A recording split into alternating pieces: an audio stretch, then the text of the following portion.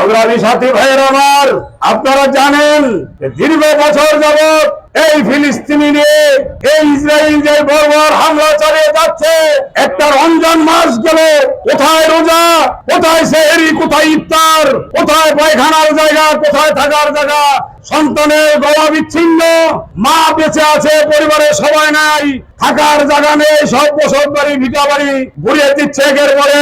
কিন্তু বিশ্ব বিবেক আজ কোথায়? এই বিশ্বের যারা মোড়ল তিনিরা দেখছি বরঞ্চ ইসরায়েলকে আরো সমর্থন দিয়ে যাচ্ছে।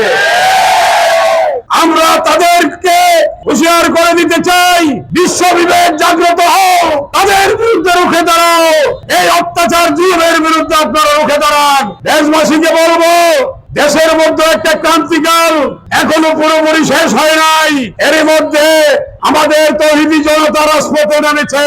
সাথী বন্ধুগণ, আমাদের মধ্যে দলীয় আদর্শের কোনো পার্থক্য থাকতে পারে, কিন্তু যেখানে মানবতার প্রশ্ন উঠে সেখানে আমরা সকলে ঐক্যবদ্ধ থাকবো।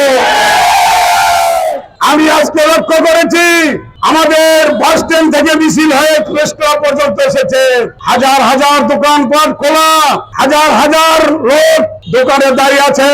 ভাইয়েরা, আপনারা কি মুসলমান ভাইদের জন্য একটু রক্ত কাঁপেন আপনাদের?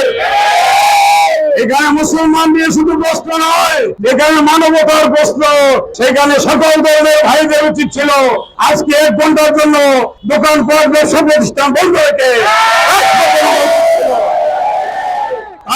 আমরা বলবো যে কোন জুলুম অত্যাচারের বিরুদ্ধে আপনারা ঐক্যবদ্ধ থাকবেন এবং আমাদের দলীয় আদর্শ মতভেদ ভুলে দেশের স্বার্থে মানবতার প্রস্তুতি যেখানে আসবে সেখানে আমরা সকলে ঐক্যবদ্ধ থেকে ওই অপশক্তিকে রুখে দাঁড়াবো। আমরা পরিশেষে আল্লাহর কাছে বিচার চেয়ে আল্লাহর কাছে প্রার্থনা চাই, কারণ আল্লাহ ছাড়া আর কোনো উপায় নাই আমাদের ফিলিস্তিনিদেরকে রক্ষা করার জন্য।